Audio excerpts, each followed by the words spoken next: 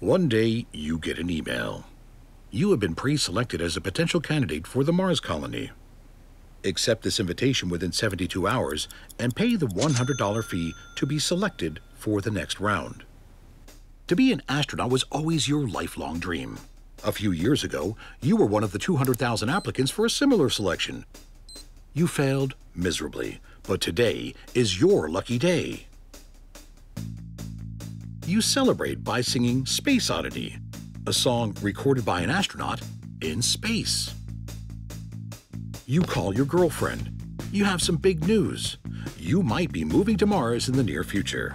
You're joking, aren't you? No, you say. And then enthusiastically explain how it's impossible to have a real phone call between Earth and Mars because it's so far away that it takes between 3 and 22 minutes for the signal to travel.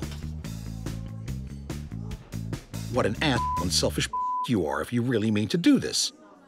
Also, just an would think they're looking for an unfit guy who last worked out in elementary school.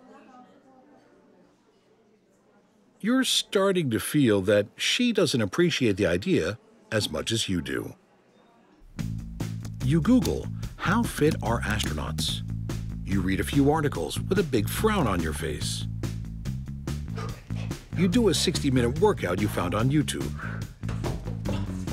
and faint after 6 minutes. You realize your athletic clothing sucks.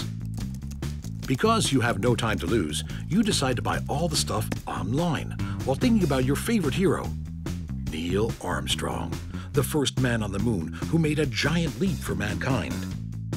And after 50 years, the time has come for the next giant leap, for a new hero, for you. No, that's not quite it. There you go. The whole next day, you're waiting for the package to arrive, but it doesn't. Finally, it has, and you go to run, and you run, and you run like you've never run before. For 6 minutes. Again. Then you walk home imagining how unnaturally strong you will be on Mars. Because it's a smaller size, Mars has just 38% of Earth's gravity. That means you might be able to lift very heavy things. Which would be very convenient right about now, especially since a Japanese tourist just hit you with a Segway while you've been daydreaming. You wake up in the hospital with a concussion and a leg fracture. You ask the nurse what time it is. She tells you.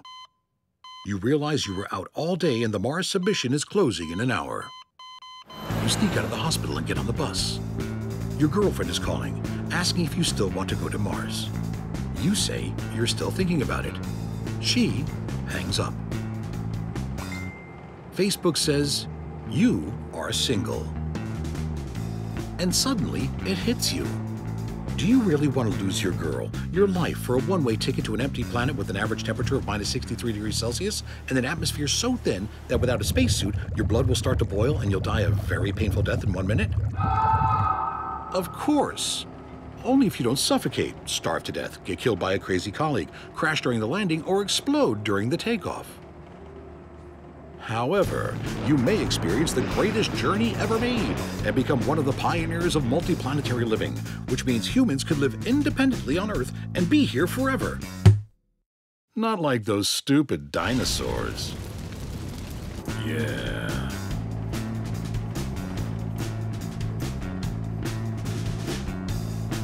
You leap into action and run out of the bus.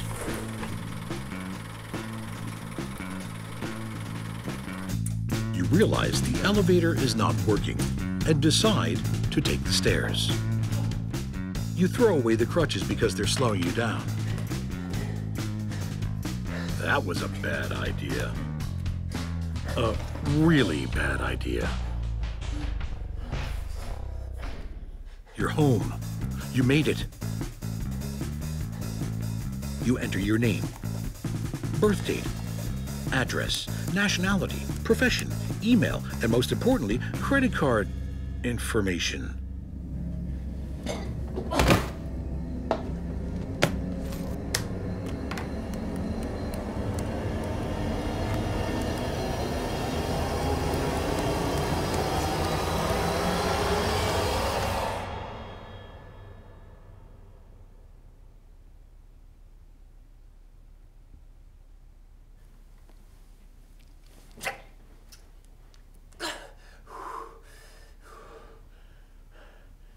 Guess who's going to Mars?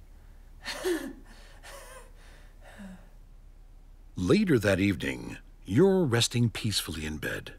All the exhaustion and pain has gone away.